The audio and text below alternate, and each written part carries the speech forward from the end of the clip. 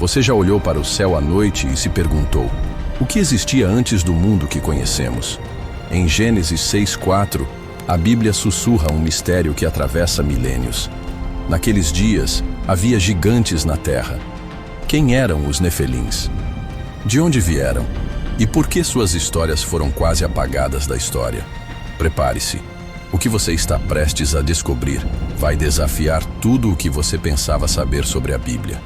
Imagine um mundo antes do dilúvio, um tempo onde a terra tremia sob os pés de criaturas tão grandes que faziam os homens se sentirem como gafanhotos. Gênesis 6:4 nos apresenta aos Nefelins, descritos como os valentes que houve na antiguidade, os varões de renome. Mas quem eram eles? Filhos de anjos caídos com mulheres humanas? Ou algo ainda mais misterioso? Essa passagem, curta e enigmática, é como uma porta entreaberta para um mistério que a Bíblia não explica completamente. Para entender os Nefelins, precisamos viajar ao passado, para um mundo onde o divino e o humano colidiam de maneiras que desafiam nossa imaginação. A Bíblia não está sozinha ao falar de gigantes. Culturas antigas, dos sumérios aos egípcios, contam histórias de seres colossais. Na Mesopotâmia, os Anunnaki. Na Grécia, os titãs. Será que todas essas histórias apontam para a mesma verdade? Vamos começar com o que a Bíblia nos diz. A expressão filhos de Deus em Gênesis é controversa. Alguns teólogos dizem que eram anjos rebeldes, os vigilantes mencionados no livro de Enoque, um texto apócrifo que detalha como esses seres celestiais desceram à terra, atraídos pela beleza das mulheres humanas. O resultado? Uma raça híbrida, os Nefelins, seres de força descomunal, mas com uma natureza dividida entre o divino e o corrupto. Mas por que isso seria tão chocante? Porque, segundo Enoque, esses seres não eram apenas grandes em tamanho, mas também em influência. Eles ensinaram aos homens segredos proibidos: metalurgia, astrologia, magia. E com isso veio a violência, a corrupção e um mundo que Deus decidiu julgar com o dilúvio. Para trazer essa história à vida, imagine um jovem pastor chamado Eliel, vivendo nos dias de Josué, séculos após o dilúvio. Ele cresceu ouvindo lendas sobre gigantes, contadas à luz do fogo, histórias que faziam seu coração disparar. Mas para Eliel, essas histórias não eram apenas mitos. Ele estava prestes a encontrar um dos últimos Nefelins, Anak, senhor das terras de Canaã. Anak não era um mito, ele era real, e seus filhos, os Anaquitas, dominavam Canaã com terror. Números 13:33 descreve como os espias enviados por Moisés voltaram tremendo, dizendo: vimos os Nefelins, os filhos de Anak, que procedem dos Nefelins. Éramos como gafanhotos diante deles. Eliel sentia o peso daquele olhar. Ele via nos olhos de Anak não apenas força, mas algo mais sombrio, um vazio, como se a alma daquele gigante carregasse a maldição de sua origem. Será que Anak sabia de onde vinha? Será que ele sentia o peso de ser um eco de um tempo proibido? Para Eliel, aquele encontro mudou tudo.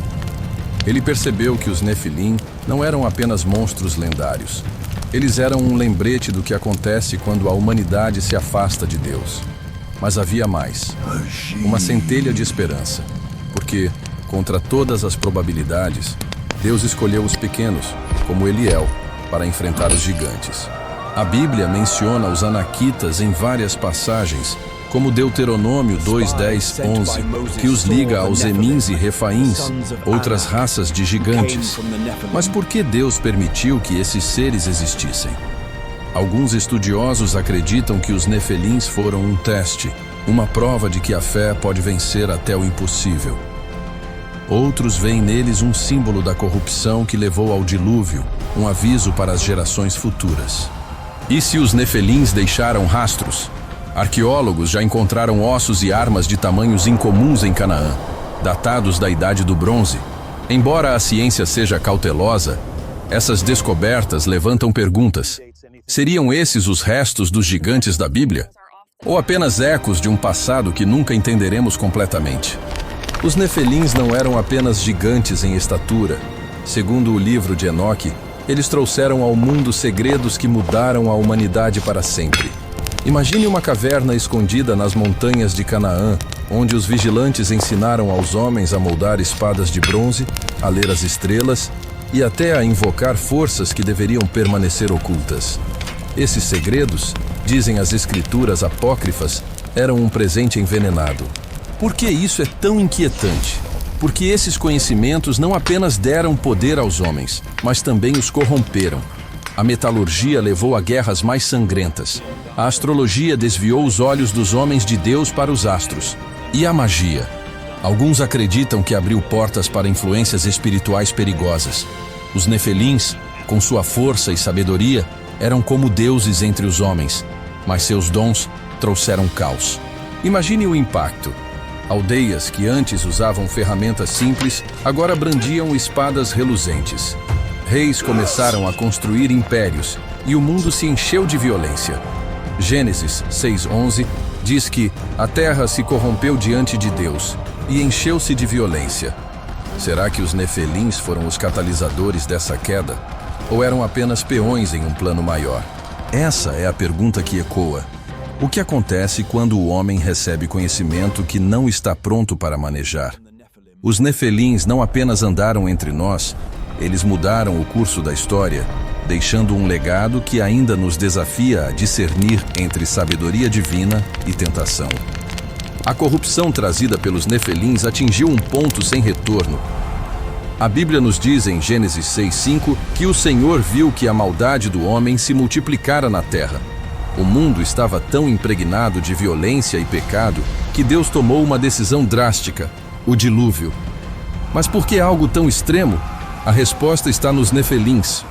Imagine o céu se abrindo, a chuva caindo como uma cortina de ferro, rios transbordando e montanhas desaparecendo sob as águas. No meio desse caos, os Nefelins, com toda a sua força, não tinham como escapar. Seus corpos colossais afundavam nas águas, suas vozes se perdiam nos trovões. Era o julgamento de Deus, não apenas contra a humanidade, mas contra uma criação que havia se desviado de seu propósito. Mas havia um fio de esperança. Noé, um homem justo, foi escolhido para preservar a vida. Enquanto os Nefelins e seu legado afundavam, a arca flutuava, um símbolo de que a graça de Deus sempre encontra um caminho. Mas será que todos os vestígios dos Nefelins foram apagados? Ou algo sobreviveu às águas? O dilúvio foi um reset, mas as lendas dos gigantes persistiram. Como eles reapareceram em Canaã séculos depois? Essa é a próxima peça do quebra-cabeça, e ela nos leva de volta à história de Eliel e Anak. Séculos após o dilúvio, os gigantes não haviam desaparecido. Em Canaã, os anaquitas, descendentes de Anak, dominavam com medo e poder. Deuteronômio 2:10-11 os descreve como um povo grande, numeroso e alto como os Emins. Mas como eles surgiram? Seriam eles sobreviventes diretos dos Nefelins? Ou uma nova geração de gigantes? Volte à história de Eliel. Enquanto ele observava a fortaleza de Anak, rumores corriam entre os israelitas. Os anaquitas não eram apenas humanos altos. Eles carregavam uma herança sobrenatural. Alguns sussurravam que os vigilantes, os anjos caídos, haviam deixado sementes de sua rebelião mesmo após o dilúvio. Outros acreditavam que Deus permitiu sua existência como um teste final para seu povo. As lendas diziam que os anaquitas construíam cidades com pedras tão grandes que pareciam impossíveis para mãos humanas.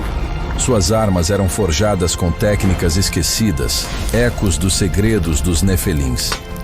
Para Eliel, essas histórias não eram apenas contos. Eram um chamado. Ele sabia que enfrentar Anak não era apenas uma batalha física, mas espiritual. Os anaquitas representavam mais do que força bruta. Eles eram um lembrete de que o passado nunca é completamente apagado. Suas fortalezas, suas armas, sua presença imponente desafiavam os israelitas a confiar em Deus ou sucumbir ao medo. O que Eliel faria diante de tal desafio? Eliel sabia que o momento havia chegado. O sol nascia tingindo o céu de vermelho, enquanto ele enfrentava Anak no vale de Hebron. O gigante, com sua lança reluzente, parecia invencível. Mas Eliel carregava algo mais poderoso: a fé.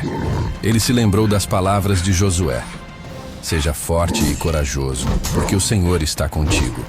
Imagine a cena: o vento uivando, a poeira subindo e o coração de Eliel batendo como um tambor.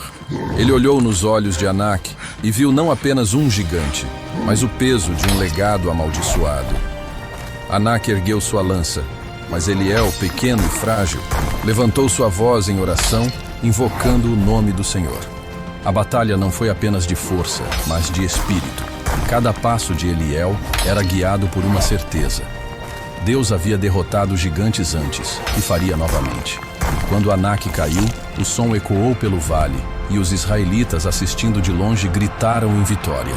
Eliel, ofegante, caiu de joelhos, não por cansaço, mas por gratidão. Essa vitória não era apenas de Eliel, mas de todos que enfrentam o impossível com fé. A queda de Anak marcou o fim de uma era, mas também o início de uma nova pergunta: o que os gigantes nos ensinam sobre nós mesmos? Os Nefelins não existem apenas na Bíblia. Ao redor do mundo, culturas antigas contam histórias de seres colossais. Na Suméria, os Anunnaki, descritos como deuses que moldaram a humanidade. No Egito, textos falam de guerreiros de estatura sobrenatural.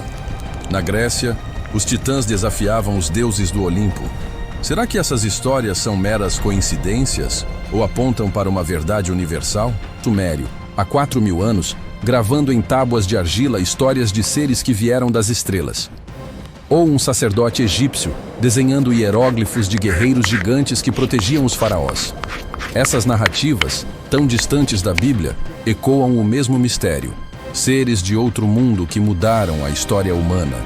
Hoje, arqueólogos encontram megálitos, como os de Baalbek, no Líbano, com pedras de centenas de toneladas que desafiam a engenharia antiga. Quem as moveu? Alguns especulam que os Nefelins ou seus descendentes tinham um papel. Embora a ciência não confirme, essas descobertas nos forçam a perguntar: e se as lendas forem mais do que mitos? Esses ecos culturais nos desafiam a olhar além da Bíblia, para um mundo onde o divino e o humano se cruzaram de maneiras que ainda não compreendemos.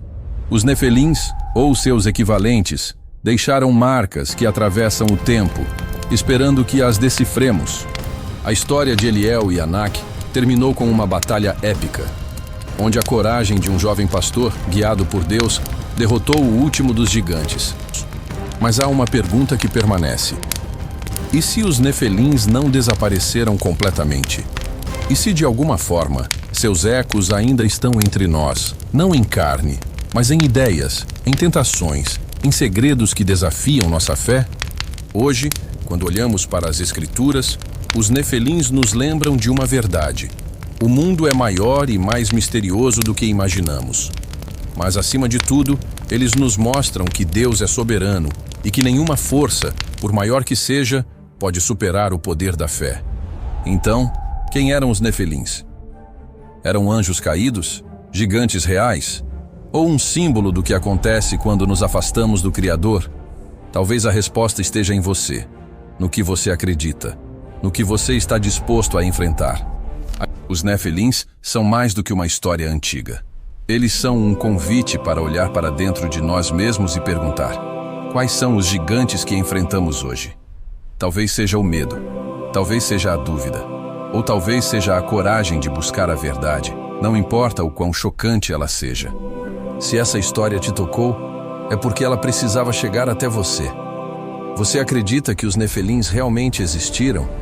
Já enfrentou um gigante na sua vida? Deixe sua história nos comentários, porque ela pode inspirar alguém.